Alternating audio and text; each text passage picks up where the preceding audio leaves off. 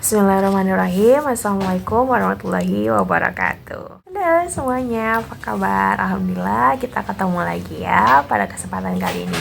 Nah, hari ini mau sharing tentang pengalaman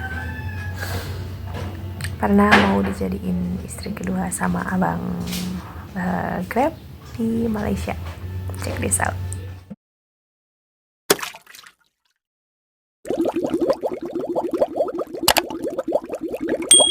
Kejadiannya itu waktu aku kan, kalau misalnya transportasi di Malaysia itu mostly menggunakan Grab ya, karena Grab itu lebih murah.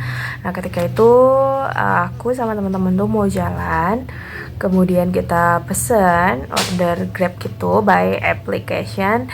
Nah, setelah itu ngobrol-ngobrol tuh, maksudnya ngobrolnya masih enak gitu, karena kan aku perempuan dua, waktu itu perempuan berdua, kemudian laki-lakinya berdua. Terus kalau misalnya aku harus duduk di belakang tuh kayaknya enggak deh, soalnya berdempet-dempetan, dan aku juga nggak suka sih berdempet-dempetan gitu kan, apalagi kayak sama cowok. Jadi aku memilih untuk duduk di depan, di samping pak supir yang sedang bekerja. Nah, kemudian ngobrol-ngobrol lah tuh kan. Kalau misalnya kita duduk di depan nggak mungkin kan, kalau misalnya kita harus diem-diem aja gitu. Habis itu mencoba untuk mengakrabkan diri dan mencarikan suasana, kemudian ngobrol-ngobrol lah. Tahu kan kalau misalnya logatnya orang Indonesia tuh ngomongnya kan kayak gini, kalau mereka kan macam mana gitu kan. Ada bahasa Melayunya lah. Pokoknya bapak super itu tahu kalau misalnya kita tuh, kami itu dari Indonesia. Kemudian bapak surnya nanya udah nikah belum gitu kata dia. Terus aku bilang belum. Terus dia nanya kalau misalnya ada dua pilihan nih, mau sama orang Indonesia apa sama orang Malaysia gitu, bapaknya itu bilang. Terus aku bilang tergantung Allah ngasihnya gitu. Enggak, kalau misalnya sana dua pilihan lah gitu, misalnya dikasih mau pilihnya yang mana digituin. Terus aku bilang aku udah punya relation gitu, nggak apa-apa pilih aja gitu kata dia. Ya nggak mau karena aku udah punya relation gitu. Terus ininya sih kayak nggak tahu ya dia bercanda apa enggak. Waktu itu dia dapat telepon tuh dari temennya. Pas dia dapat dari telepon temennya itu, pokoknya dia bilang saya lagi bawa orang nih digituin, ketemu sama orang Indonesia. Saya juga lagi nyari istri kedua gitu dia bilang. Nah, habis itu kan aku nganggapnya dia bercanda gitu kan, bodo amat dia mau bercanda apa kan. Nah, habis itu ketika dia handphonenya kan lagi kan dia calling gini kan, habis itu dia ada handphonenya kayak gini. Kemudian kan aku duduk di sebelah sananya, aku ngeliatin jalan kayak gini. Nah, kemudian dia manggil aku tuh, dia manggil kayak coba tengok sini digituin. Karena aku nengok langsung krek gitu, dia tuh langsung ambil foto aku. Sebenarnya aku kurang suka kayak itu kan apa ya, bapak itu belum izin gitu sama aku, boleh nggak ambil foto gitu kan. Ya walaupun sebenarnya dia izin nggak boleh juga, cuman kan kayak secara attitude kayak lebih baik kalau kita izin gitu kan. Tiba-tiba dia langsung main klik gitu kan, ngambil foto aku, terus dikirimin lah ke temennya itu. Nah, aku sih kayaknya agak kurang suka. Kalau misalnya bercanda sih nggak masalah, cuma kalau misalnya harus sampai ambil foto terus kirim ke temennya gitu kan, itu aku kurang suka. Nah, untungnya aku tuh pakai masker gitu kan, makanya nggak kelihatan full face nya gitu, cuma segini aja untungnya. Tapi coba kalau misalnya aku kayak nggak pakai masker, kayaknya udah kesebar kali.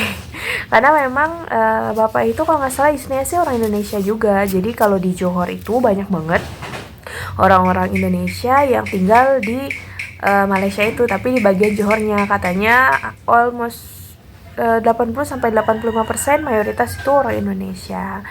Itu sih kejadian yang kayak pertama kali, dan juga kejadian yang menurut aku sih kurang menyenangkan. Bapaknya sih sebenarnya baik, kemudian dia tuh ngasih kartu nama, ngasih Facebook, terus kata dia kalau misalnya nanti mau pulang lagi atau mau ke jalan-jalan gitu kemanapun bisa hubungi. Cuman aku sih enggak deh kayaknya, karena aku sejujurnya sih agak trauma ya dengan kejadian-kejadian kayak gitu. Walaupun kayak hanya bercanda, cuman kan kayak kalau urusan kayak rumah tangga itu sangat sensitif ya.